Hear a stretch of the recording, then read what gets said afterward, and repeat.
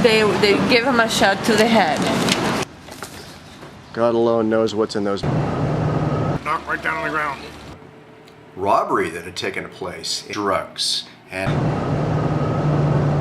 get the young people into the room so they can listen to what I have to say. My message to young people is there are other things to do.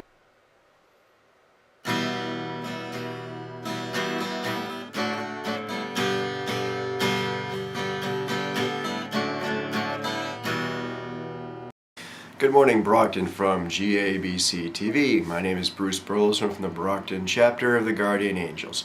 Well, it's been an interesting couple of days since my last segment, hasn't it, folks? For one thing, we lost Senator Ted Kennedy, who I had met on a number of occasions in the past.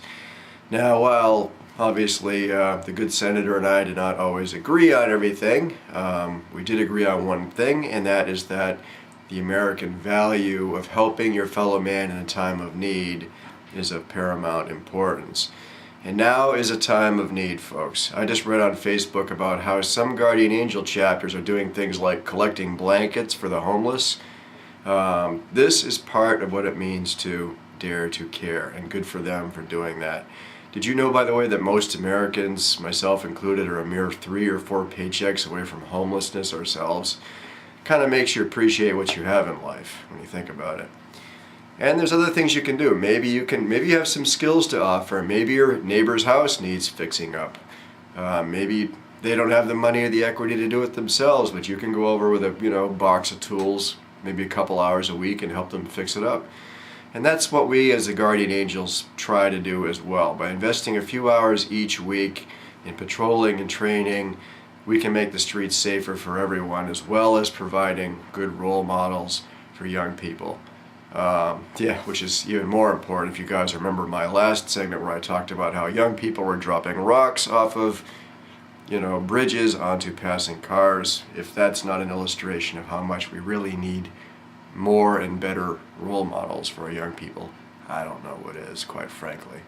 So, anyway, speaking of the Angels, this is an exciting time to join up and get involved, because we're not only patrolling Brockton these days, but we are launching a chapter in New Bedford, and we're getting phone calls and emails from cities across Massachusetts. Everybody wants an Angels chapter in their city all of a sudden. Now, obviously, we can't do all of that at once, but the more people that join up and sign up with us, the more we can do. So that's something to keep in mind. One more thing, and this has to do with keeping it safe. Yesterday, a young man named Matthew Kleinstadt, pardon me if I butchered that last name, landed his plane on Route 495. Now, while at the outset that might not sound like a good idea, things could have been a heck of a lot worse. He might have landed that thing upside down on top of my house.